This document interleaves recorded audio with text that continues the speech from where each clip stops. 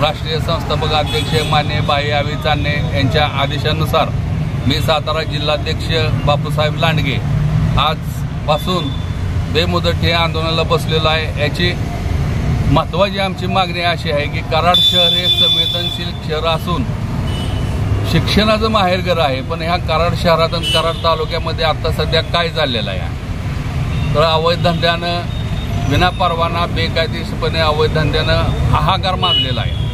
दाढी विक्री, chemical powder मिश्रित दाढी विक्री जोमाने सुरू आहे। परत सट्टा मट्टा, 3 पाणी 13 पाणी जुगाराटे जोमाने सुरू आहेत। गल्ली गल्ली जरी गेलं तर पानपट्ट्यामध्ये सट्टा मट्टा जुगार मटका घेतला जातो। नंतर ऑनलाईन सेंटरमध्ये शासन मान्य नावाचा बोर्ड लावून आतमध्ये मटका जुगार खेळला जातो। ह्याच्यावर कोण लक्ष देणार आहे की नाही? च्या अगोदर की सातारा जिल्ह्याचे पोलीस अधीक्षक समीर शेख ज्या वेळेला पदभार स्वीकारला त्यावेळेला त्यांनी काय सांगितलं होतं की सातारा जिल्ह्यामध्ये अवैध धंद्यावरती कारवाई करून मोका अंतर्गत कारवाई करणार आणि त्यांना तडीपार करणार असं आल्या वर्तमानपत्रात देखील आम्ही बघितलं, सोशल मीडियावर बघितलं। पण आता जे पोलीस अधीक्षक आहेत त्यांचं कराड शहराकडं आणि कराड तालुक्याकडे लक्ष आहे की नाही असा प्रश्न पडलेला आहे। तर त्यावेळेला 10% अवैध धंदे विनापरवाना चालू होते, तर आता 100% अवैध धंदे विनापरवाना चालू आहेत। त्यानंतर कराड शहराचे DYSP अमोल ठाकूर यांना 2 ते 3 वेळा निवेदन अर्ज दिला, पण त्यांनी देखील आजपर्यंत या विषयाकडे कोणत्या पद्धतीने लक्ष दिलेलं नाही। विषय असा होऊन देखील कराड शहरामध्ये विनापरवाना अवैध धंदे जोमाने सुरू आहेत। ते तात्पुरते नव्हे तर कायमस्वरूपी बंद व्हावे आणि जो व्यक्ती नोटीसद्वारे समज देऊन देखील वारंवार तो जर गुन्हा करत असेल तर मोका अंतर्गत कारवाई करून त्याला तडीपारीची कारवाई करावी।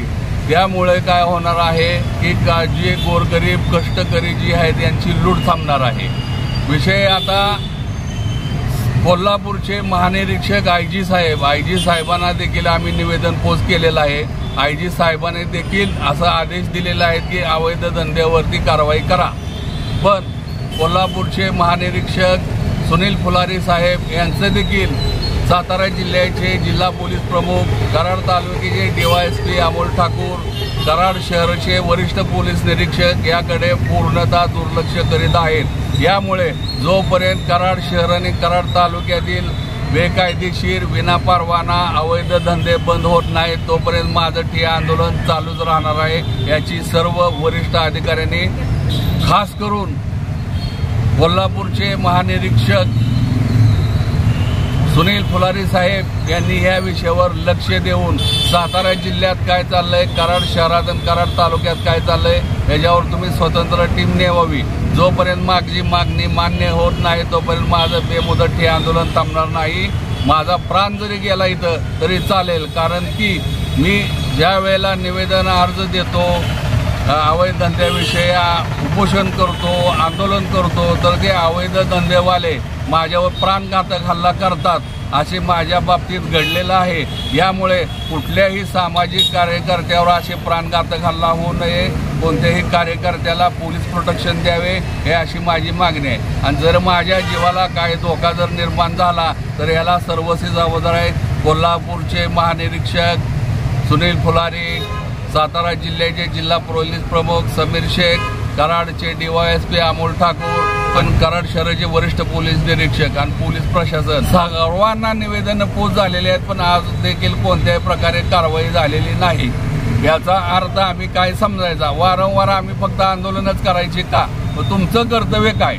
तुम्ही काय करता खुर्चीवर बसून असा माझा प्रश्न आहे। जोपर्यंत हे संपूर्ण बेकायदेशीर विनापरवाना अवैध धंदे बंद होत नाहीत तोपर्यंत मी ही माझी जागा सोडणार नाही। याची दक्षता वरिष्ठ अधिकाऱ्यांनी घ्यावी